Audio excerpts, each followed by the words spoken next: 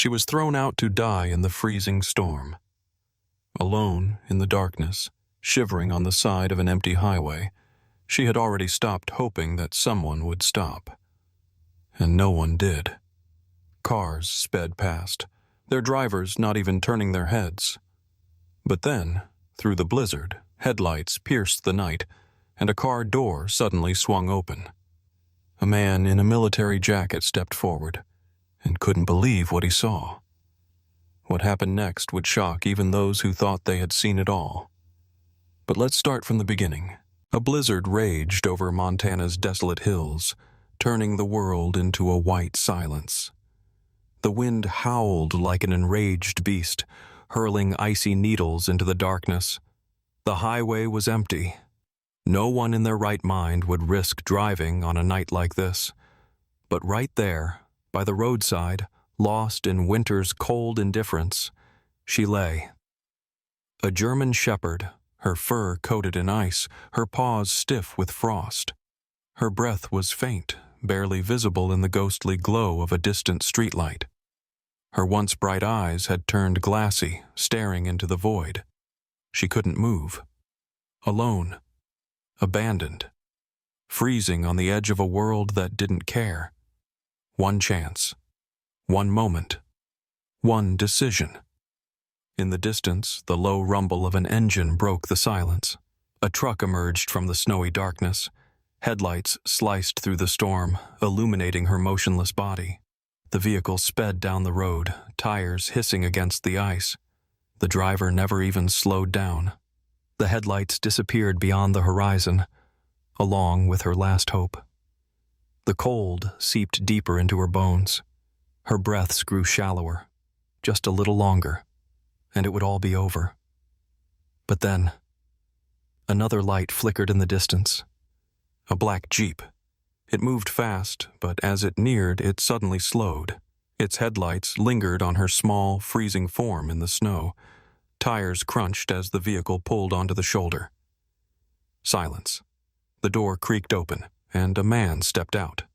Tall, broad-shouldered, wearing a military jacket. He stood still for a moment, taking in the scene, then moved forward. Sergeant Nick Collins, just back from Afghanistan. A man who knew pain. A man who had seen death, but wasn't about to let it claim another life tonight. He looked at the dog, and something inside him shifted. No one else had stopped. No one else had looked. No one else had even considered that this life still mattered. But he stopped. He looked. And he decided. Clenching his fists, he stepped forward, straight into the raging storm. Nick dropped to one knee, ignoring the wind that cut through him like a blade. The dog lay motionless, almost blending into the snow-covered road. Frost coated her fur, her paws half buried in the snow. The cold had already sunk deep into her body, and if not for the faintest tremor, he might have thought she was... No, he refused to think that.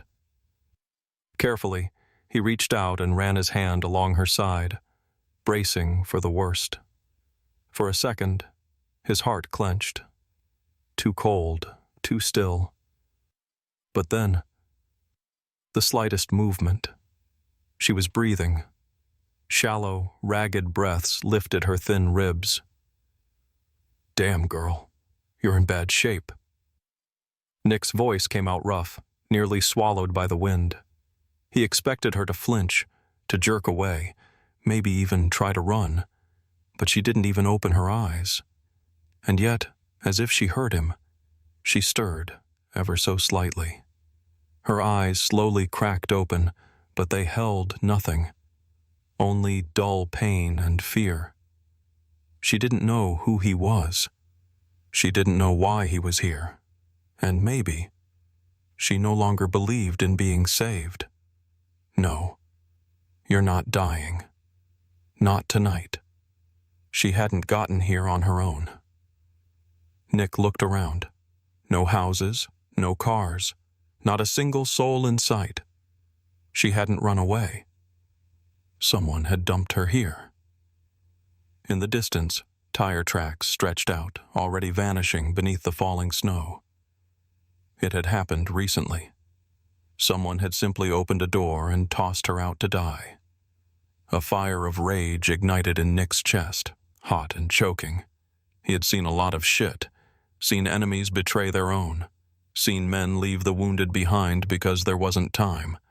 But this, throwing away a living creature like garbage, like something worthless. He clenched his jaw, forcing the anger down. Now wasn't the time for rage. Now was the time to act.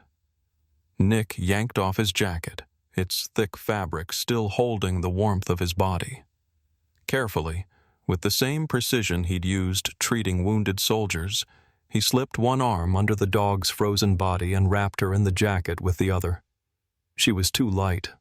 Her ribs jutted out sharply, her skin stretched thin over bones. She hadn't eaten in a long time, and her paws, old scars, faded cuts. This wasn't the first time she'd been abandoned. "No way," Nick muttered, tightening his grip around her. "You're not dying here. You hear me? You're not alone." Holding her close, he turned and headed for the Jeep. Time was against them. The car door groaned open, letting a blast of warm air rush into the night.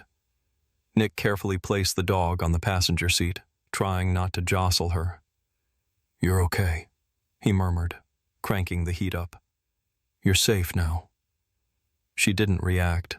Her breathing was getting weaker. Nick gripped the steering wheel, his gut twisting. She was slipping away.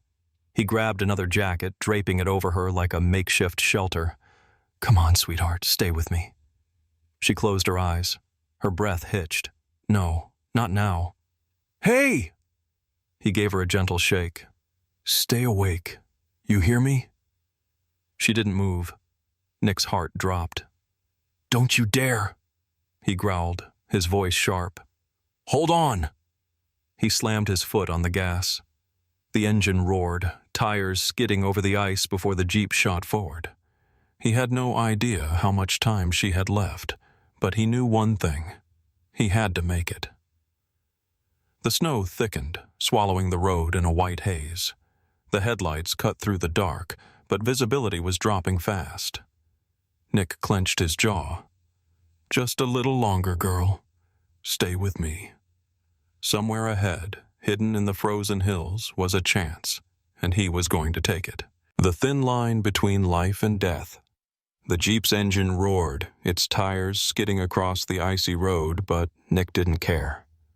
On the passenger seat, the dog lay wrapped in his jacket, her frail body trembling weakly, her breath barely there. "Hold on, girl," he murmured, glancing at her. But she didn't respond. The clinic, the last hope. When the Jeep screeched to a halt in front of the veterinary clinic, Nick wasn't thinking. He was just moving. He jumped out, cradling the dog in his arms, and ran inside. The doors slammed open. "I need help. She's dying." For a moment, the reception area froze. A few heads turned, but the vets reacted instantly. "Over here, quick!" A doctor's voice cut through the room as two assistants rushed forward with a stretcher. Nick carefully placed the dog down.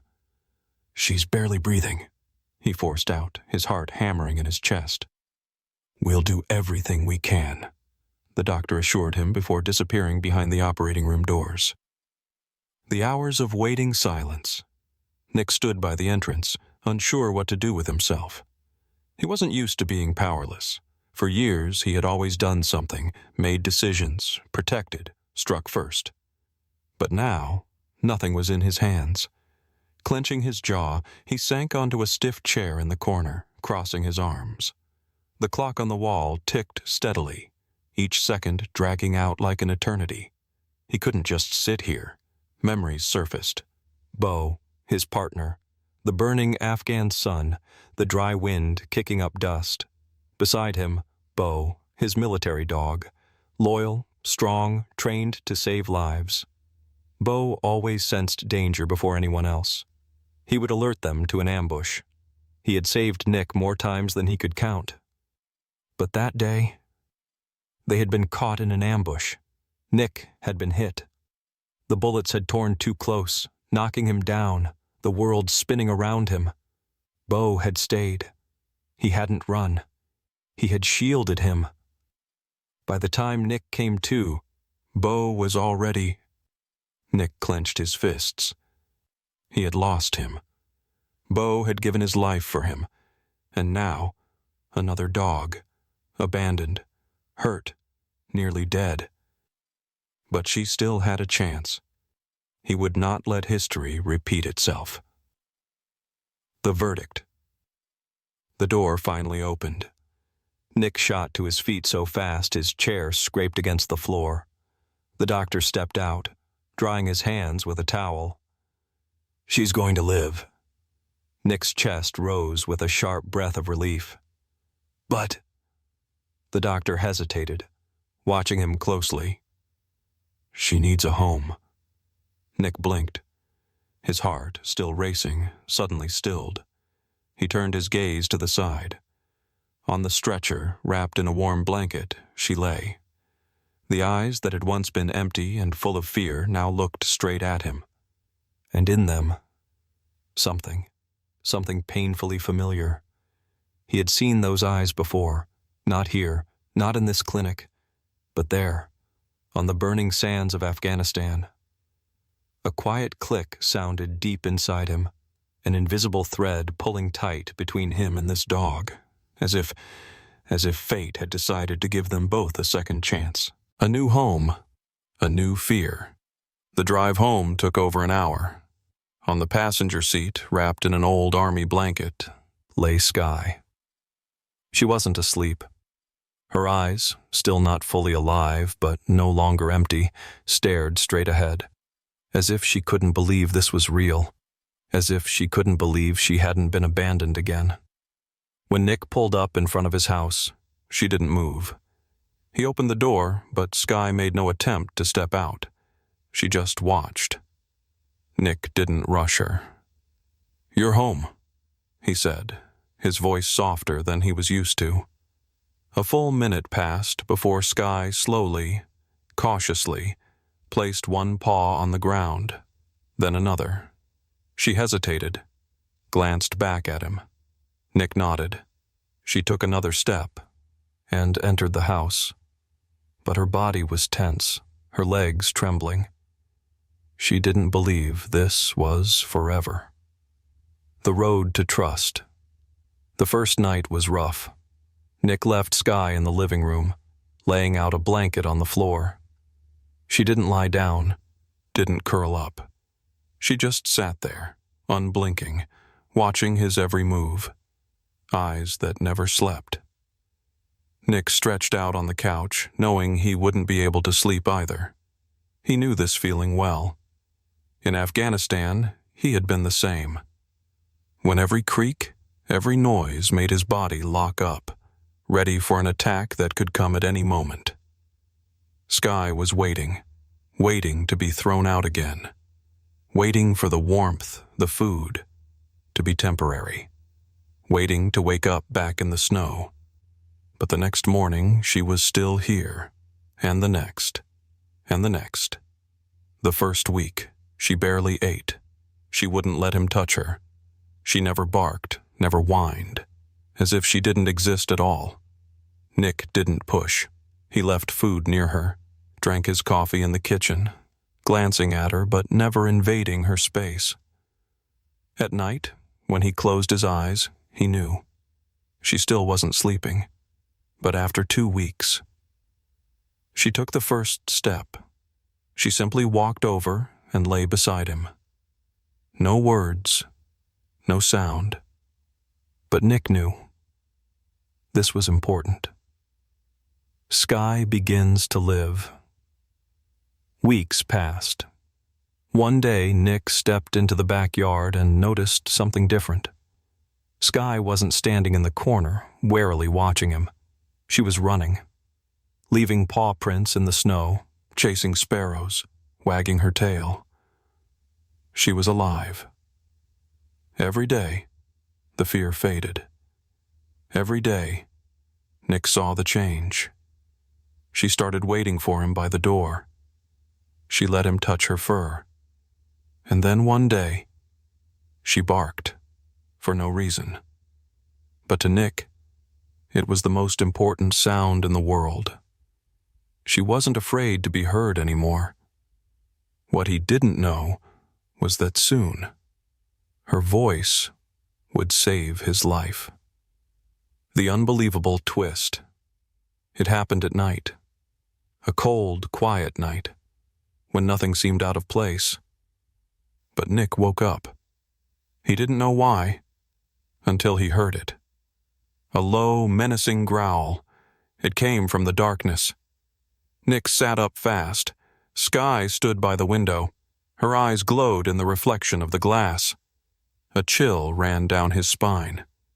She wasn't looking at him. She was looking outside. Nick didn't hesitate. In one smooth motion, he grabbed the gun from his nightstand. Slowly, silently, he stood, moved to the door. Shadows. 2 figures lurking in the darkness. Burglars. They were messing with his truck, trying to break the lock, failing. And Nick knew if they couldn't get into the truck, they'd try the house. He pushed open the door. And in that instant, Skye launched forward. With a deep, savage snarl, she tore across the yard like a missile. The 2 men spun around, one of them stumbling back in fear. Skye didn't slow down.